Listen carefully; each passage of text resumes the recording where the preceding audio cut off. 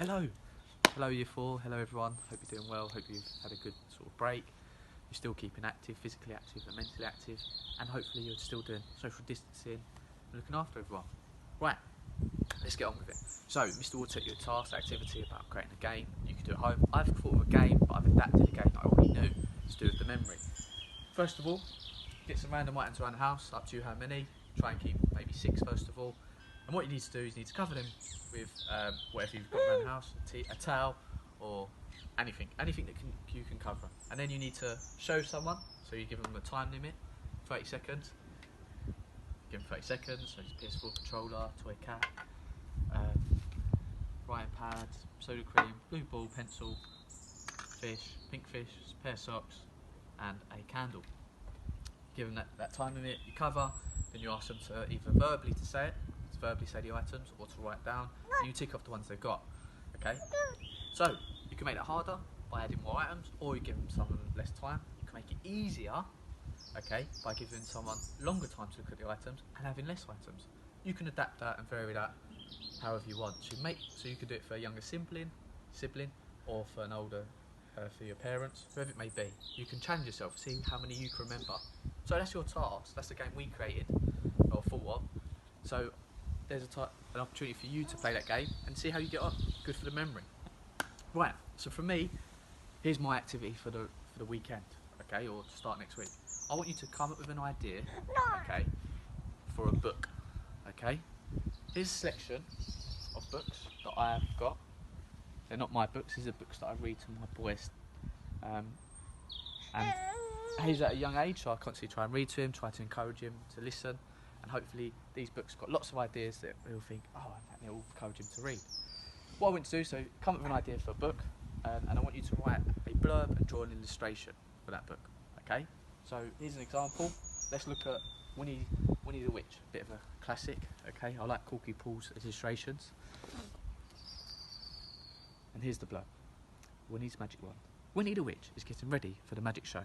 When her wand ends up in the washing machine, it comes out crumbled and soggy, and it won't work. How is Winnie going to wow everyone at the show? I like that. Okay, question mark. Perhaps Wilbur has just the thing to bring a little magic into Winnie's hat. Ellipses, yeah.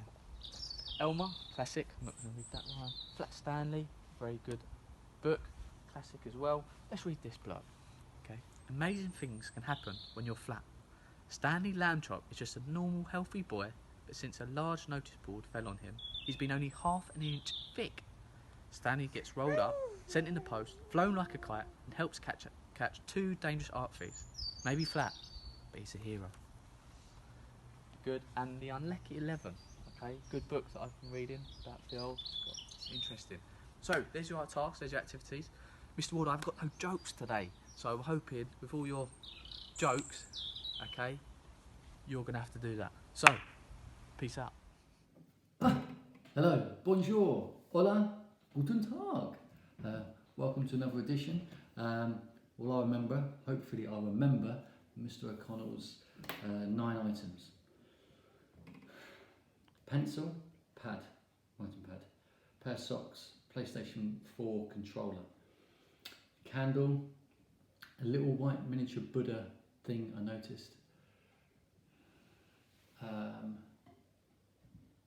a little pot of cream, little mini blue ball, pink fish, and a partridge in a pear tree. Well, that's not Christmas, not yet. Brilliant game, great game to play with anyone in your household, adding different items, less items, getting to remember for longer, maybe less time. It's really good as well to try and link each item. So I was trying to remember candle and the cream, begins with C, how many C's, I can remember 2 C's, then or making like a little story or linking things together. Remember the pencil and the writing pad together, they kind of go together, associated words.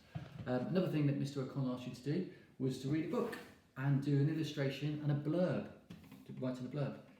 Here's a great book of mine, works perfect for this time as well, Robinson Crusoe. Here's my little picture and little blurb. His beard is nearly as bad as mine. So Robinson Crusoe was a sailor who became shipwrecked upon a desert island somewhere in the tropics. No one came to rescue him and he had to survive by himself. for 35 years. This is the incredible story of survival with amazing methods for remaining sane, physically fit, and with enough food and water. Would you be able to cope? So there's mine. I'd love to see yours through uploaded on the Class Dojo or email to us. I need to colour him red actually. I need a red for him. Why is the man on the desert island red? Because he's marooned. You shouldn't go hungry, though. There's plenty of sandwiches. Maybe if he found different holes, maybe 3 different holes where the palm trees, 3 different holes with water in. So imagine each one had water. He dug them up and he found water in each of them. I wonder what he'd say. Well. Terrible. Yeah, on that note, I'll finish there. I'll see you on Monday. I look forward to reading your work. Adios.